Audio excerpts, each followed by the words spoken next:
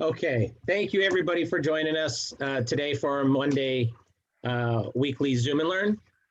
My name is Tommy Dutcher. I'm the area sales manager for California Title Company.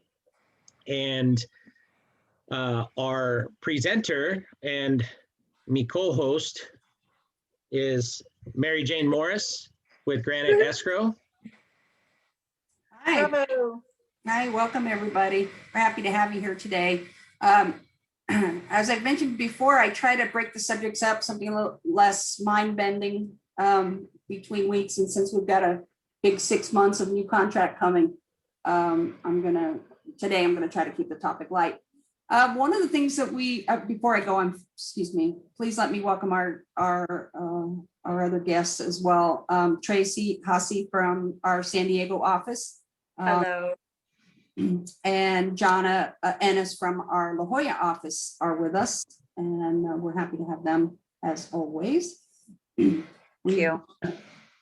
We've been coordinating against across territories this morning very successfully, and we're able to get a San Diego sign up taken care of for Daryl this morning very early. So, oh, that's so awesome, and we're all here on the call. That's awesome. Thank you so much. Today I wanted to talk about privacy and recording in devices in a home. When a person goes in, and we're doing a lot of Zoom or Facebook Messenger live videos. There's been Zillow. The best use of your Zillow is a 2-minute video with no sound, where you start in the front door and you're basically giving a visual tour of the property. So we're going to go over both the rules and the general reminders about securing property and putting things away before they're videotaped, not having children, pets, your $1 million diamond ring sitting in an obvious place that is going to go out on the internet. So, and then the silly things we've all done, like standing on the porch talking in front of the Ring doorbell, and which I personally have done. I was hoping somebody else would fess up today and tell me about the dumb time they talked in front of a camera on a property. So I'll get that rolling and say that we were discussing the quality of the agent who listed the property and whether they would understand what we were attempting. And I basically literally swallowed my gum when I realized that they had a Ring doorbell. So it's a terrifying sensation to realize that you are being recorded and not really having a great memory of what you said, good, bad, or in between. So I want to talk about that today. Tommy, as always, is a great support in title. We used the Title Advantage this weekend twice this weekend, and we're very successful with it. Thank you, Tommy. I just love that tool. But he also helps me keep the tech running and keeps this old girl's videos looking good. So I did a little research, and I'd like to run a news story for you about what the public is experiencing out there. Tommy, did you have luck getting that running okay? I think so. If for whatever reason you're not hearing the sound, let me know right away. But let me try and get it pulled up. Hold on. A news story I'd like you all to see. It's about, I think, 3 minutes, 4 minutes. Give me 1 second to get it. Okay.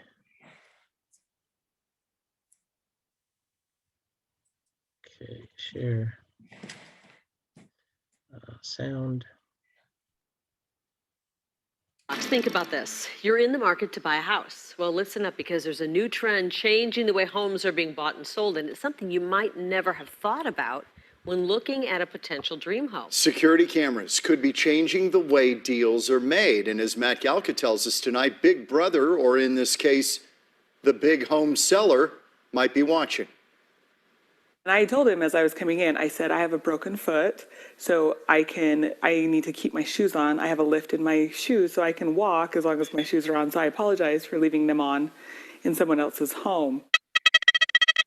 It turns out Annie White's broken foot was more than just a mobility issue when she was house shopping in Queen Creek.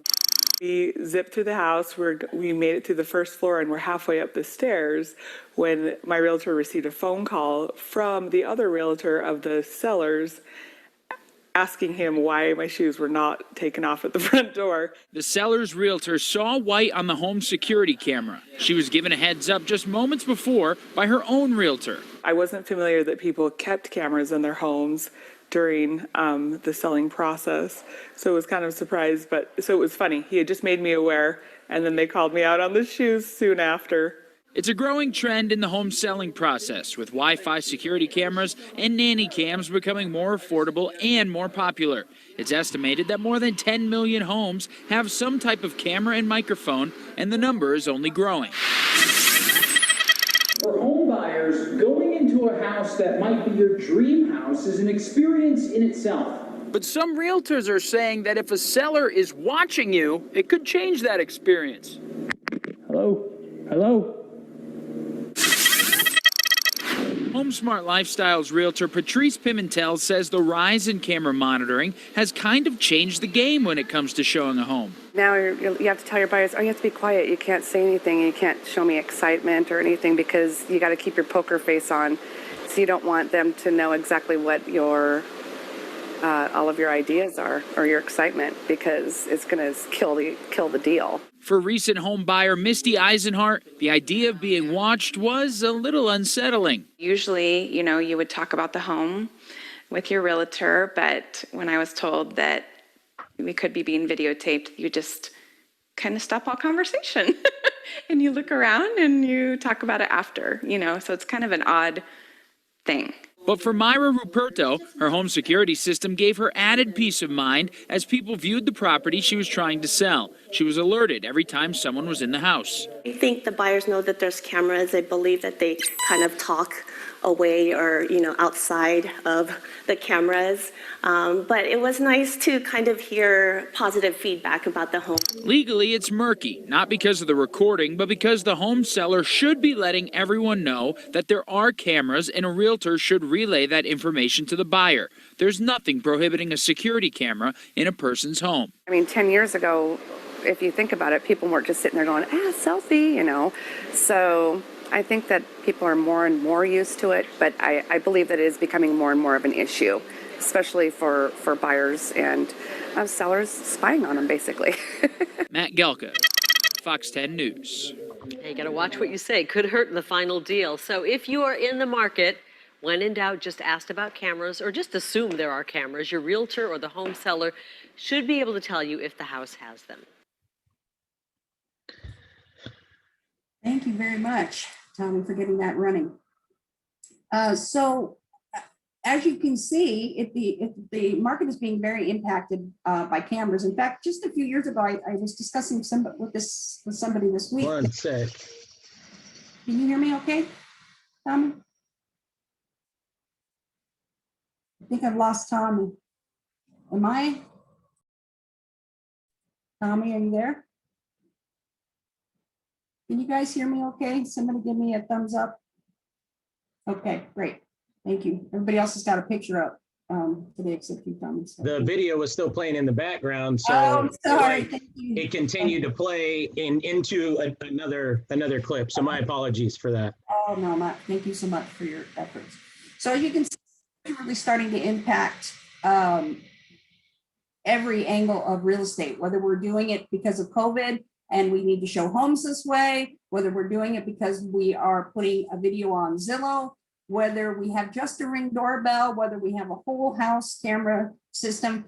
I want to say it was as much as 10 years ago. It might not have been that much, but there was an article that I was reading and it said you should presume going forward that you are on camera at all times, no matter where you are.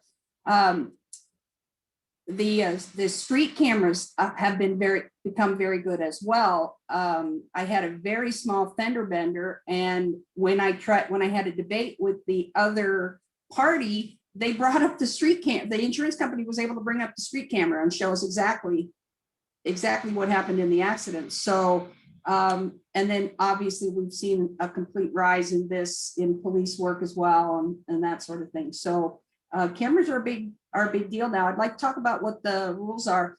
CARS provided a PowerPoint for me as part of the CAR certification program. So I'm going to switch to the PowerPoint now, Tommy, if that's okay. All right. While he brings that up, I I had Tommy post the 2 smart short guides for the rules regarding. I'll post them here shortly. I haven't put them in the chat yet. So, okay, so as you get going, thinking about this, some of the experiences that I've had in myself personally, besides standing on a porch myself, realizing that I was thinking I was outside, but the Ring doorbell was getting every word I said, and we were probably out there 20 minutes, so who the heck knows what I said. But I've been shown video as a broker where people are, in fact, this last week, Carr mentioned that they could see a buyer going through the drawers of a buyer's master bedroom and that because they did not know who the person was, they did not sign in. They were able to use the picture on social media to locate the person who had done the theft. They got 300 hits of people that were that thought they knew that person or had some comment about it, and 10 positive IDs from social media from posting that picture. So it was a pretty big deal. The other obvious thing that I'll say right off is, no place where a person might be using the restroom or changing clothes or that sort of thing is allowed, of course. So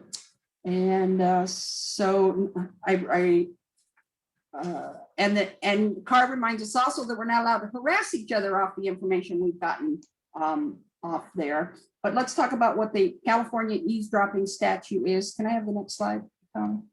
Yep. If I can figure out how to scroll down there. One back. All right, there we go. Thank you. The California eavesdropping statute is use of recording device to eavesdrop or record a confidential communication without the consent of all parties. Does California law prohibit recording of parties? Sometimes. Provides that a person may not use a recording device to eavesdrop upon or record a confidential communication without the consent of all parties. The next slide. So when is the communication confidential, by the way? Any communication in circumstances that is reasonably indicate that it's confidential. So if you're in your private home, your private car, or a conference room, you have every right to expect privacy. You are not likely to expect privacy when you're in public spaces like parks, talking around the water cooler at the office, and in this case, the porch or the living room of somebody's home, where you are either revealing your negotiating position, what you like or don't like about the home or the parties involved, how difficult it was to show, how hard it's going to be to get an offer, how much over you may have to go, all that sort of thing will not be considered confidential if you're standing in someone else's home. It would be confidential in your own home, but it is not considered confidential in someone else's home. What other laws apply is that California Constitution that we have the right to pursue and obtain privacy. And not every act that impacts privacy results in a violation. It must constitute an egregious breach of social norms. Obviously, some of the younger people who do a certain kind of texting among themselves would consider that private, but once you release it as a form of retribution because they broke up with you or something, that would be an egregious use of a private video. And you should not expect that you are having privacy in someone else's home, even if you are there alone. Next one. A fine up to, the penalties for this is a fine up to $2,500 per violation, imprisonment for up to 1 year, and possibly both, depending on the egregiousness of what you misused your camera or audio information for. Now, there's no violation at all if it's known by all parties that the confidential communication is being overheard or recorded. Now, this is the biggest mistake agents made. I had a lot of agents when COVID started and we were needing to post on doors, the rules and stuff. Many agents said that was going too far with the feed and the whole world knowing about COVID. There was no reason to post on the door, those kinds of things. But this is where the camera videos are supposed to be as well. So maybe with COVID, we got a little more used to posting on doors and in homes. And they said in the case of an open house, you may have to multiple post throughout the house. Next slide.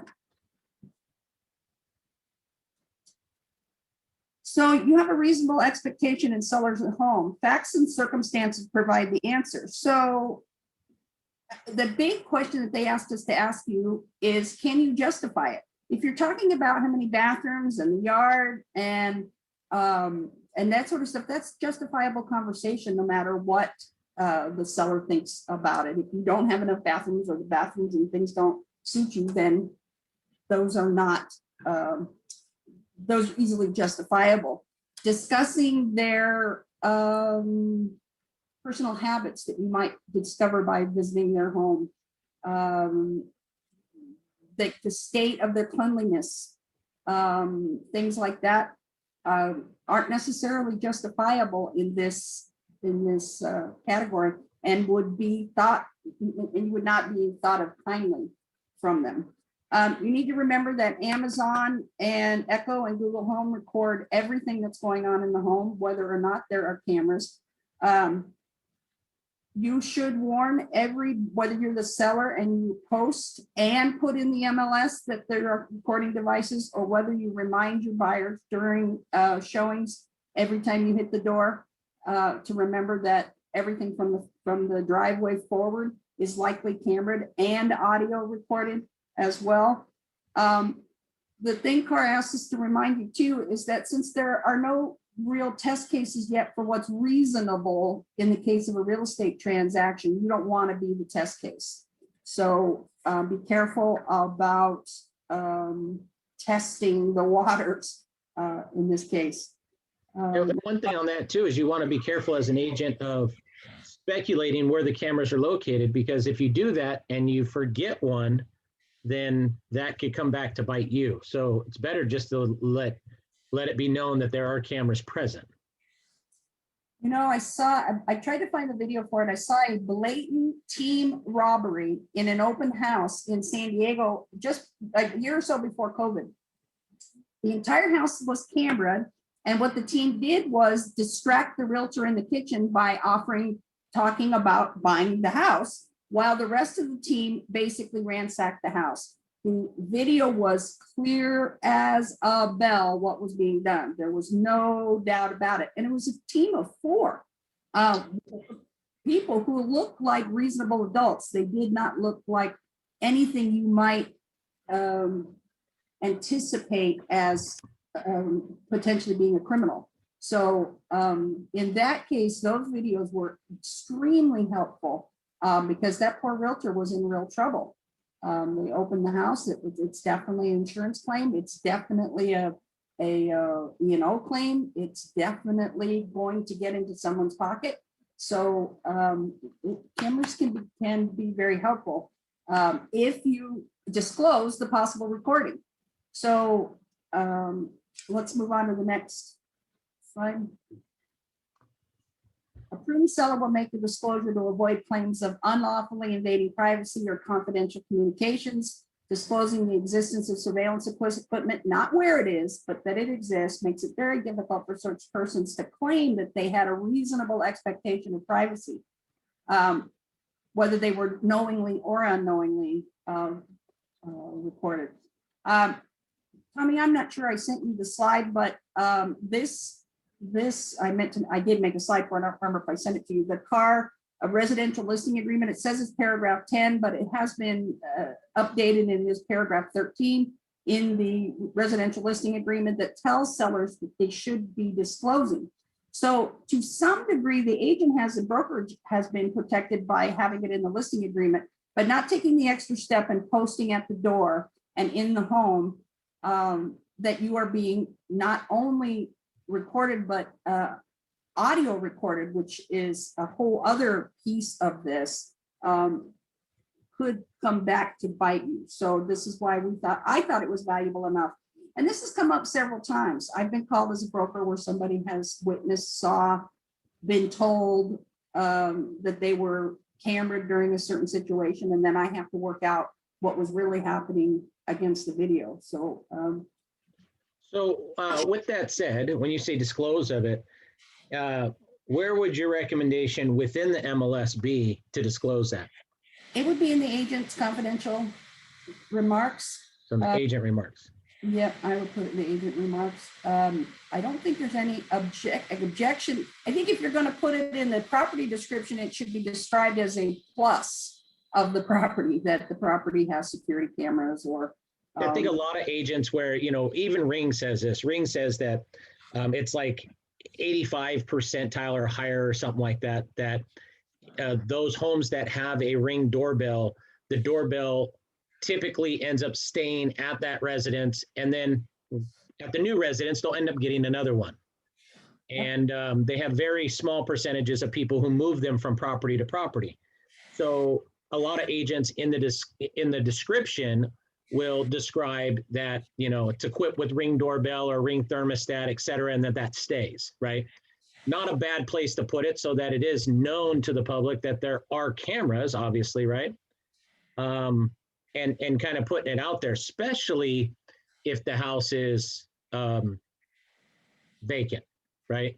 Or if there's a sign in the yard showing that it's for sale, things like that, where it shows the general public that, oh, there's a house for sale. Oh, it may be vacant, et cetera. When somebody knows that there's cameras, they may think twice about doing stupid stuff. And I would imagine that you could, because Ring is app-based, I imagine you could still log into your old Ring cameras. Yeah, you can until, the new homeowner takes it and changes it, right, over to theirs. Then you lose access to it. But ultimately is, you have access to that Ring camera until it has been switched over and the passwords have been changed, et cetera, right? And so it's one of those things that's becoming so more popular, is we kind of use Ring as more of a generic term, but you have Ring, you have Apple, you have Google, you have all these different companies that have the same type of product, right? And, you have Arlo, you have camera systems, you have doorbell systems. There's so many different ones out there that it's almost like every third house has something, right? And in some cases, they say you could walk down a street and hit 5 houses in a row that have a Ring. And it's almost like, something happens at one house, and then the neighbor catches something, and the neighbor catches something, and the next neighbor catches something, because the people progress down the street in that way, right? Right. So it is becoming more and more familiar and more of the norm. When we liked the quality of our Ring camera so much that we went ahead and bought a Ring for the entire house, the backyard, the garage, the top of the garage looking into the street and stuff. I initially put signs up that said, "Smile, you're on camera," and to remind people. And my husband immediately, I don't think it was 20 minutes, and he pulled them all down and said, "I don't want most people to know that we're being cambered," which I think in the case of a real estate sale, you're going to have to think that this is something you're going to need to tell people, because I've blown birthday presents because I'm standing in the backyard making plans with the kids, and he's listening to the whole thing on our backyard camera. At this day and age, you almost have to anticipate it of some sort. The camera systems, because they are wireless, have become extremely popular, not because of a house is in a bad neighborhood or what have you. It's more on the lines of younger kids, preteens or teens that are coming home from school alone, or maybe at home alone, et cetera. So they want the security of knowing, who walks up to the house and when, right? And it alerts them.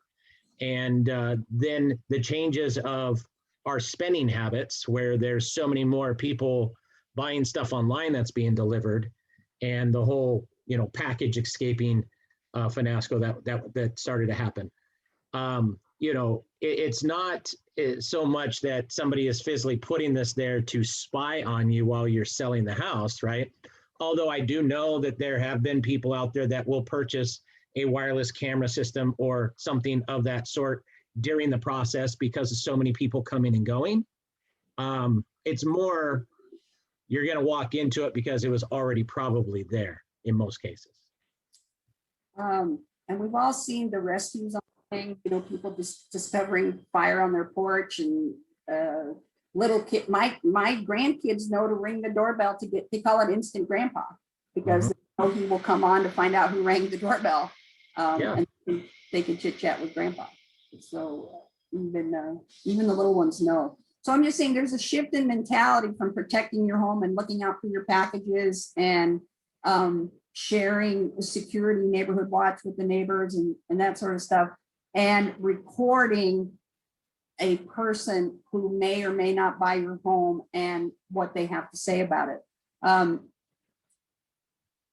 know that there's some temptation, I can't help but feel it myself, that if there's a property that has a problem, sometimes the seller hearing it over and over again can be helpful, as opposed to the agent having to keep telling them that that purple wall has got to go, or whatever the situation is, so that there is some value there.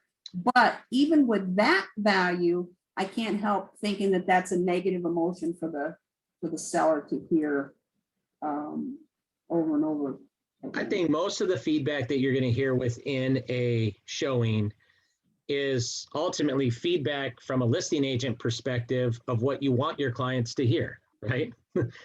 However, from a showing agent perspective, you need to be careful about the whole discussion of what negotiations may be, right? Because you're basically showing your cards at that point. So, i.e., if the floors are in really, really bad shape, right?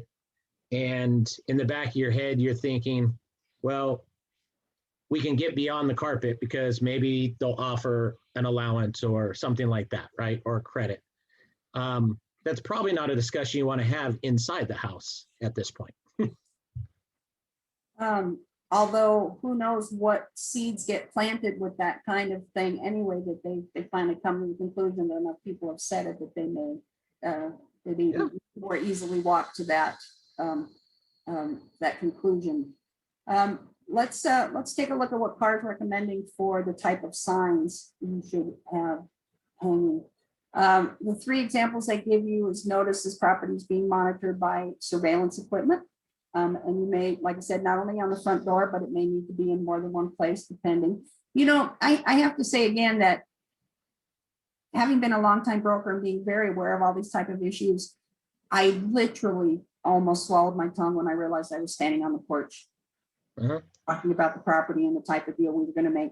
It is an absolute cold terror that comes over you when you realize that you have shared when you didn't mean to. So the signs that I put up that got immediately taken down around my house said smile and please talk clearly, you're being recorded. So it's funny because some of the when I purchased my camera system, which is Arlo, I was supplied with stickers very similar to that you can post at the door, right?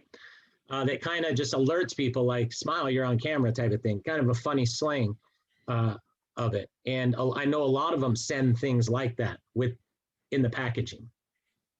I actually put them up because I wanted to remind myself not to talk about birthdays on my back patio anymore. And you're forgetting to be in your own house. It's so quietly, you know, keeping track of everything that you don't even remember in your own house. So, and then finally, welcome to my home. Recording equipment is on the premises. And the next slide.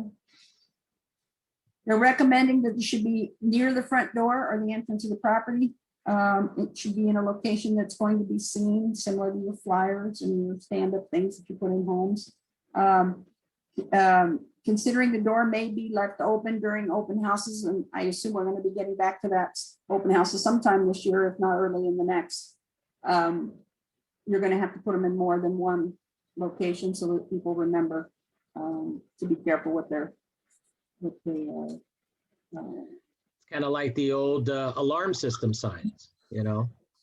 And some of the camera systems are theoretically taking that same position, and, you know, you're able to get signs that stake in the yard that, you know, specify that there's surveillance, et cetera. We want to remember to always keep our clients' communications private too. So I'm just going to say it. Part of the terror that came over me was I damaged this buyer by discussing the 4 opportunities that of how I wanted to submit the offer and how we could make it better and what they might counter. And I virtually had the entire negotiation on the porch. So it can happen to the best of us, that you will forget that you're on camera.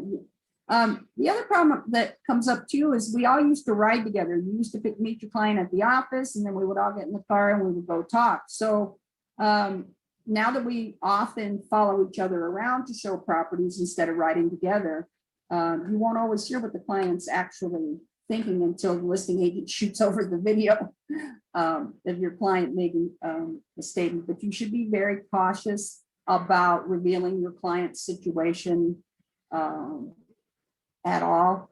In the conversation that I was having, not only was I being dumb, but the client was saying that he would not go $1 overdue. So that was that. So I knew right there. And that was something I still needed to talk to him about having to go over and that sort of thing. So having him blurt it out, what his high number was, which was not going to be sufficient, I knew it, probably made my offer that came over 3 hours later less inviting to the seller. These are the same things you want to be careful about in any transaction. Sellers can also request that photos or videos not be taken. I think if you've been in the business a while, you've had this happen to you. Some people really do believe that people are and I'm sure they're right, casing homes through Zillow and looking for an opportunity to take advantage of somebody. And we've had videos that accidentally caught the children playing and that there were children in the home, pets, things like that. You know, there's a rash of, what are those little pugs called that are being stolen all over the place now? The little, so I mean, even discovering what kind of dog you keep in your backyard might be something that somebody can take advantage of. Can ask you to put the notices on. They can tell you that they want people to know that they're being videoed and audio tapes. I thought Carr had something in here that, let's see if I can get to it now, that audio is actually more dangerous than video. And one of the things they suggested in my research was to turn off the audio. You will still be able to see someone taking advantage, but you will not be privy to every word that they have to say. So one of the things Carr did suggest was not the audio. And the reason I mention that is because policing is going to be very difficult or impossible. So no matter how upset the seller is, unless some crime has been committed, somebody saying that they definitely don't think their house is worth it for these various reasons is not enough to bring any sort of action. And policing will be very difficult. Smartphones and other small devices with cameras are difficult to detect, so managing sellers' expectations is important. So if the seller says he doesn't want photography and everybody coming through the door has their camera on with them, that's going to be, you know, has their phone on with them, that's going to be very difficult to. And during COVID, we did so much Facebook Live and those types of showings. So make sure your seller makes a decision. One of the reminders I give about card forms in general is I use them as a checklist. And if I don't remind this in just about every class, I almost should. As I'm going through those paragraphs that we are all so used to, I try to treat it as a moment to remind myself to have that conversation. So when you're going through, for instance, a listing agreement and you get to what's staying and what's not and what's excluded and included, I use that as a reminder to myself to have that conversation right now. The new contract that we're going to be going over in the next few weeks has some changes there about what is considered fixtures and what is not. So it's going to it's a good idea to let the contract be your guide. So these forms that are designed for us are supposed to make a level playing field for all people.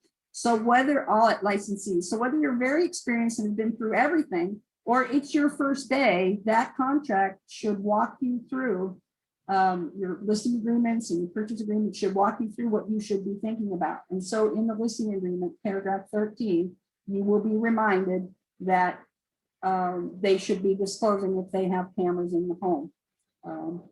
So, and like I said, maybe with all the COVID posting that we had to do, maybe we'll be more used to posting things on the door or near the door than we have been before. Next slide.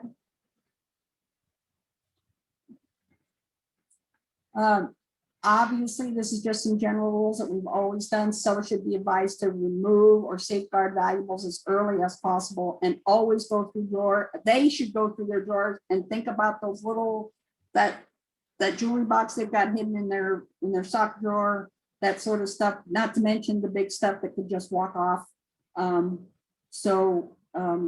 Please remind them to think ahead of a criminal and try to remove those things from the home.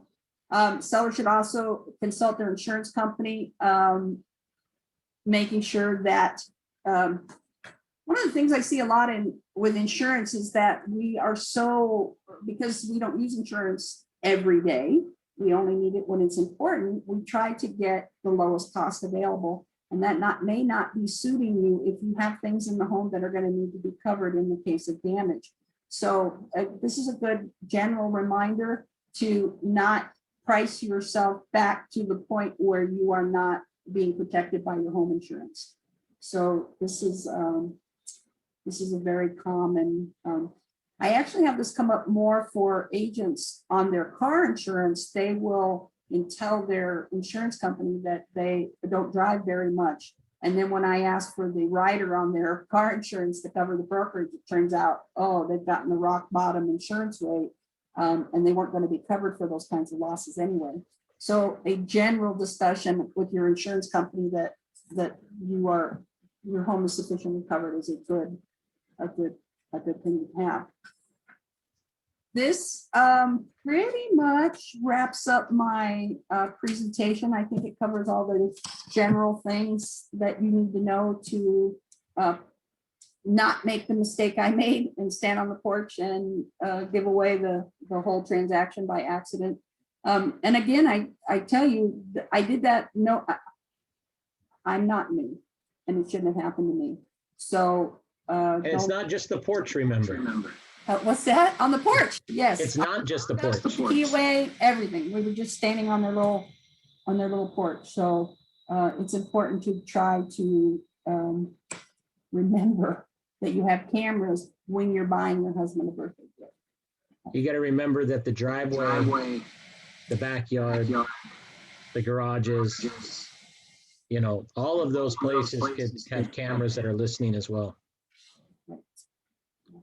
And I know my camera outside, I can hear my neighbors talking in their driveway.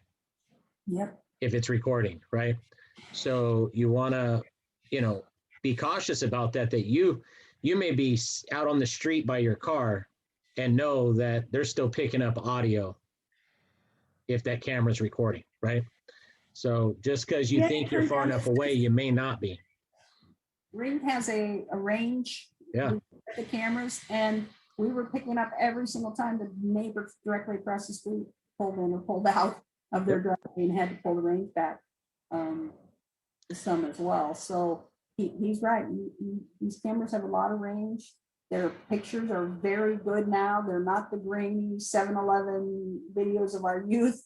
Well, they're all motion. So when you walk out that front door and you trigger that Ring doorbell, it's going to record for a minimum of a minute.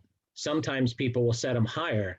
So you could walk out that door, walk straight out to the street, have a conversation off the sidewalk where you're not caught on camera, but it's still recording and it can pick up everything you say.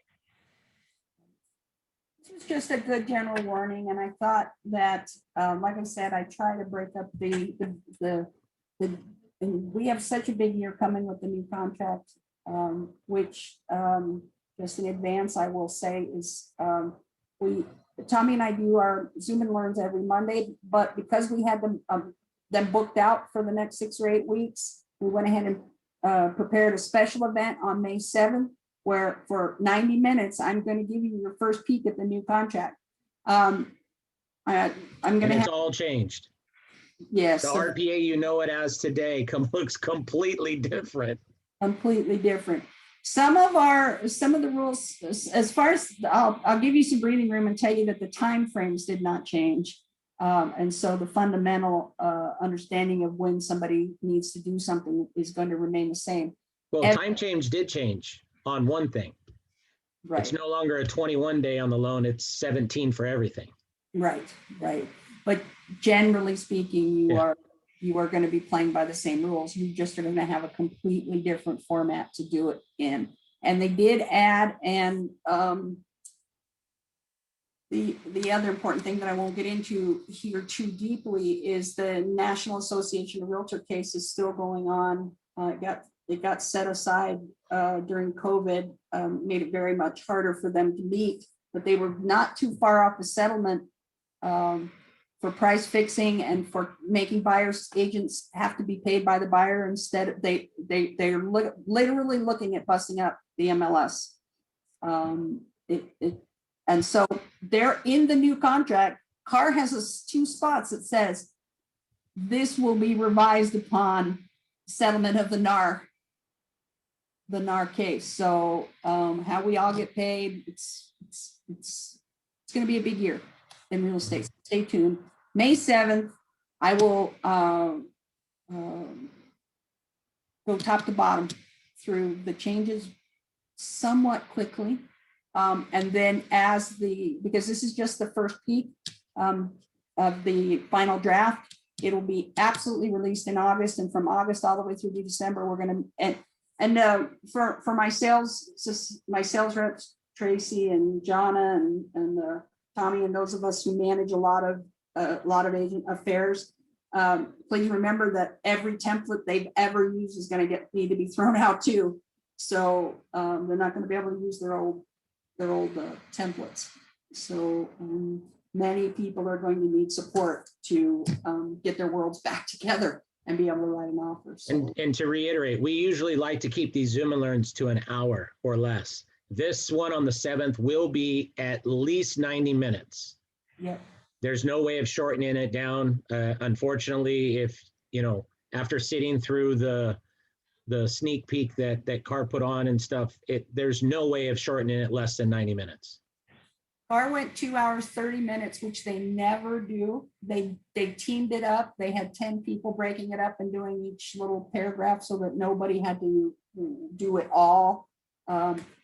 I am going to not go over all the ancillary forms, so I'm going to cut some of that out at the end. But we're going to recommend that you have a copy of it in front of you and that you have a highlighter and that you start creating your new world. Start May 7th. And we'll remind everybody each week up to that point, but either of us can send you a copy of that. So, reach out. We can send you that. It's watermarked and everything from them, but it's still a copy to see what it looks like. So. Yep. All right. Anybody else going to confess that they've talked on camera? Yeah, I have. And it's funny. It's usually the ones that are the ones that have cameras because they're just so comfortable with having the camera there and they don't pay attention to it. And then you go somewhere else and it's like second nature and you're like, oh, forgot about it. Right. Forgot it's not mine, right? Forget it's somebody else's. So. Yeah. All right. Were there any questions? I did put 2 handouts in the chat. I just reposted them again in the chat. So those of you that may have joined us late, yes, there is a time schedule for May 7th. Daryl, it will be at the same time, 12:30. Same link too, so that you don't have to try to catch a link. The same Zoom link as our Monday. So on the 7th, it will be, from 12:30 to about 2 o'clock. I wasn't expecting as many changes to the RPA as what is there, but I will tell you that it doesn't even look anywhere close to the old RPA. Like, that's how much the change is. So And ancillary forms were updated to match it. Some are just easy fixes. Others are adding some slightly new stuff as well. And some of the stuff, they're automatically pulling the forms in for you if you check a box, et cetera. But they're trying to make it as seamless as possible. In all honesty, I think the newer one is a little bit easier to read based on the blocking sections that they did. But, without getting into it, I think that the changes are a bit easier to read. It doesn't look like there's so much fine print like the old one did. And it's kind of weird because I just bought a house out in Arizona as well. And I look at their RPA and I'm like, oh my gosh, this is so much simpler than what we have. Like, ours is so complex. So I was glad to see it change a bit and go to more of a block style to where, things are dominantly stand out and there's not so much just looking fine print stuff. And besides the formatting changes, one of the big changes was just plain changing the font size. So a big piece of why we went to 16 pages has to do with stopping the look of the fine print and making it more user-friendly. It's just crazy, man. I just signed an RPA that was 5 pages long and, to purchase a house out in Arizona. And then I look at ours and it's 16 pages. Thank you, California. But Yep. I will tell you that I wrote up one of our contracts for a deaf person using the translator, all the little benefit forms the CAR provides, and sent it to New Jersey, where an agent was going to use those terms to help create a long distance transaction. And they were super impressed that we have all these forms, because really we're very blessed that CAR has the user agreement that they do. If the language, for those of you who don't know, if you're using CAR forms and the language in the pre-printed form fails, meaning you go to lawsuit, you lose, and it's the language in the CAR contract, not something you did, that causes a failure, CAR will eat the entire loss. A year or so before COVID, they had 3 challenge cases and they won every single one of them. They were the first on the street with COVID forms when we needed them. I think the first COVID form dropped at about 8:20 the first night, and I think I had it on the street by 8:30 because we were already needing it. So we're all about protecting all the individuals involved, and that's why it's 16 pages long. I mean, that's bottom line. When you look at some of the other states, they're not. I mean, I'll be honest. I mean, some of the stuff, like I'm having them rewrite stuff because I'm like, no, it needs to specify this, because I'm just so used to the verbiage, right, of California. And they're like, it's overkill. I'm like, it's being done. Like, because that's what we're used to. And you go elsewhere, it's not all that way, because they're just not used to what we're used to when it comes to everything under the sun being scrutinized from the courts. So. All right, we are at our 1 hour mark, and next week. I just want to remind everybody that Tommy and I are free to book any of these classes individually in a Zoom meeting for your team. We will be booking for the rest of the year for your team meetings and things. So feel free to reach out to us for any of these topics, and certainly for the new RPA. But we mentioned the 7th, which is going to be a special one on a Friday. But what is our topic next week? Oh, I should know this. It is.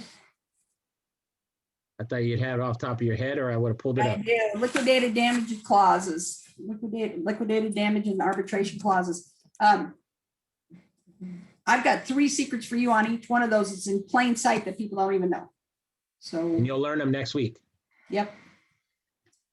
All right. Dawn, did you have a question? You are on mute.